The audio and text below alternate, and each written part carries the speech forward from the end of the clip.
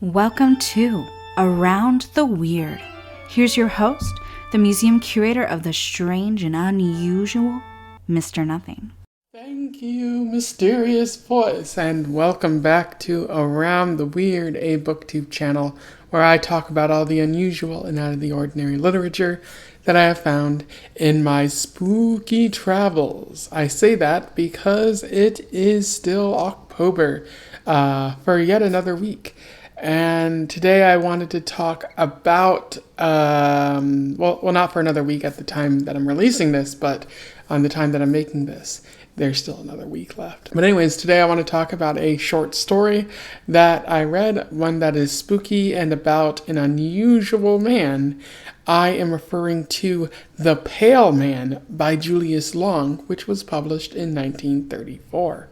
For those who don't know, Julius Long was a lawyer, and you might be wondering, if he was a lawyer, why was he writing books? And that is a good question. It turns out that from time to time, he wrote for pulp magazines. Especially the thing that he wrote, particularly, were short stories, horror-themed short stories. So what you end up with is something like The Pale Man or a bunch of his other short stories that I'll link to in the description. But it seems like that's the only stuff that he wrote from time to time in between doing his lawyer job. What you end up with is work from somebody who was not a writer or maybe trained to be a writer, but you get work from somebody who saw writing as maybe a hobby and decided, I would like to get one of these stories published, and the pulp magazine that they were sent thought they were good enough to be published. So this is maybe different from what I've been talking about earlier, in that this is from somebody who is not a writer. They're a lawyer. They're not trained in any specific way. Whereas I've been talking about people who've gone to college to become writers, who have won awards for their writing, and it's just fascinating to see the difference here. That said, I still think this is a really good story that you might want to check out, and I'll talk about why later. But without further ado, let's talk about The Pale Man. I will do a summary, a brief analysis, and we will move on from there. So The Pale Man focuses on an unnamed narrator who is on vacation from their university job. They seem to be doing this for their health. Perhaps they are a bit ill, as is revealed throughout the story, and they are staying in a hotel in a faraway city in room 201. They note that the only other person who seems to be out and about in the hotel, besides the clerk, is a pale man who lives in room 212. The narrator notes that he wishes the pale man was a bit closer to him because he's the only company that lives in the hotel at this point in time. The pale man has an unusual appearance, as he's described as being, of course, pale and sort of stoic. He has dark eyes and an unusual smile that he keeps flashing at the narrator, which unsettles the narrator. But it is noted that the narrator is creepy looking. Actually, I didn't mean narrator, I meant the pale man was creepy looking. But anyways, the narrator is trying to go out and about into the city to make friends, to see restaurants, and he notes that, nobody really wants to, talk with him or chat with him because he is not a local. But he begins to obsess more and more about the pale man, specifically how the pale man begins changing rooms. He moves from 212 to 211, 210, 209, and the narrator notes that he can't move into 208 because there's a woman there. But she dies, and then the very next day the pale man moves in there, and he keeps changing rooms. And one day the narrator passes out. When he wakes up, the narrator is like, he skipped a bunch of rooms right to room 202. And it appears the narrator has fallen ill, with the clerk urging him to go to the hospital, although the narrator is asserting that he would rather stay in the hotel at this point in time.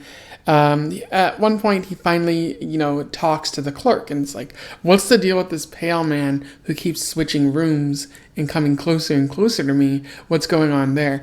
And the clerk is kind of confused because there is no pale man in the hotel, and he even tries to check on the rooms, but there doesn't seem to be anyone there, which the narrator is like, that can't be. I saw him. He smiled at me weirdly.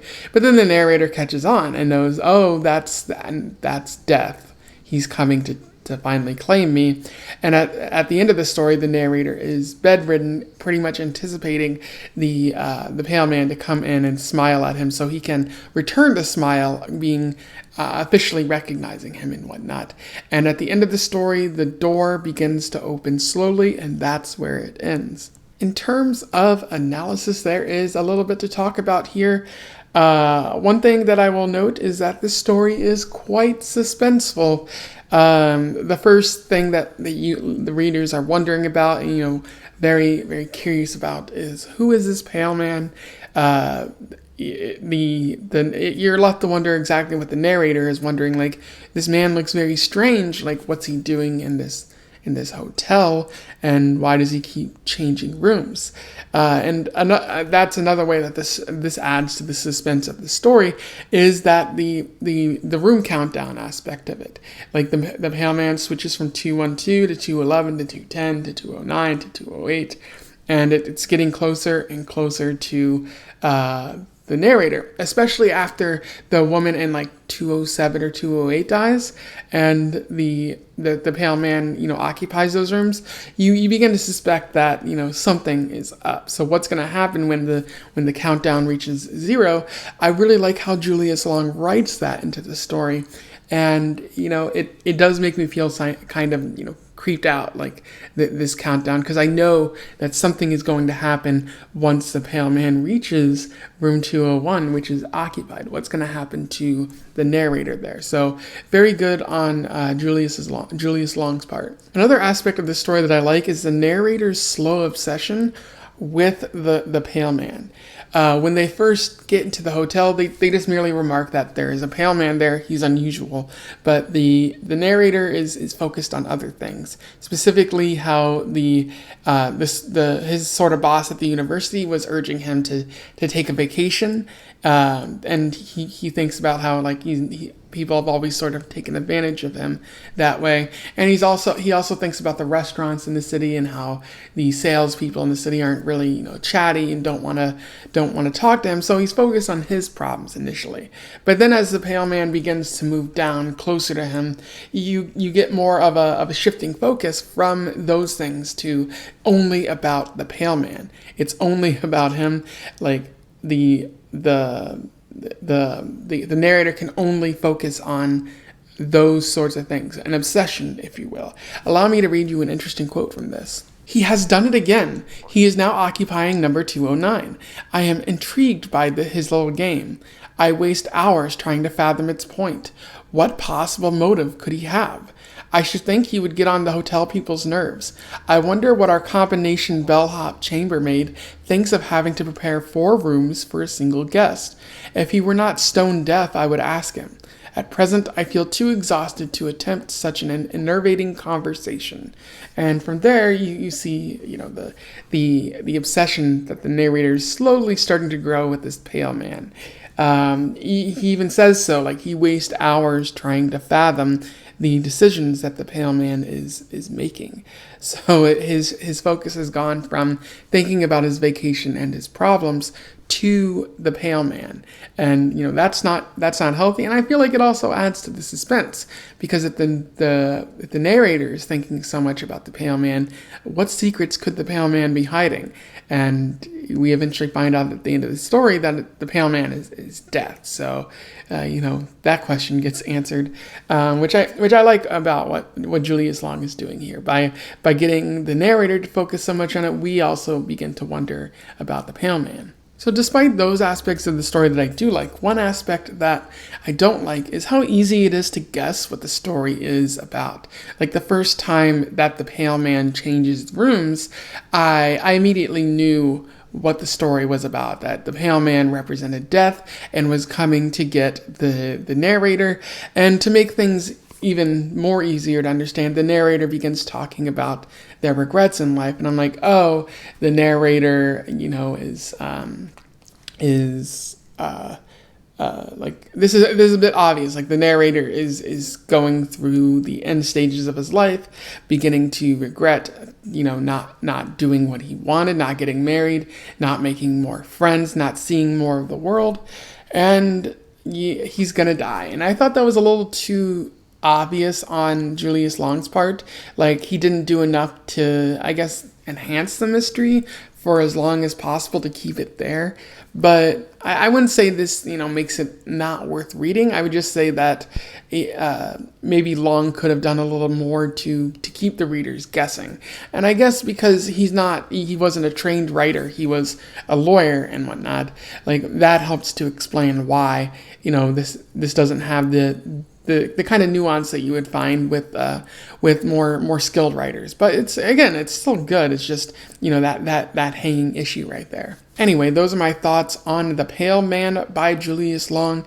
A pretty fun short story if you are looking to be creeped out this Halloween. I recommend it. I will put a link to it in the description so that you can find it pretty easily. If you read this before or you simply want to comment on what I have said today, feel free to do so below. I would love to hear from you. Let's have a discussion. Otherwise, don't forget to like, share, and subscribe so that more people can find out about Julius Long. I feel like I want to check out more of his short stories because this one has been so interesting. And given his background, like it's fascinating to see like how his lawyering maybe influenced his writing, or like because he doesn't have a literary background, like his writing is different from what I've been reading. So just something to think about there. And until then, I wish you the best of luck in your weird and pale travels. Farewell.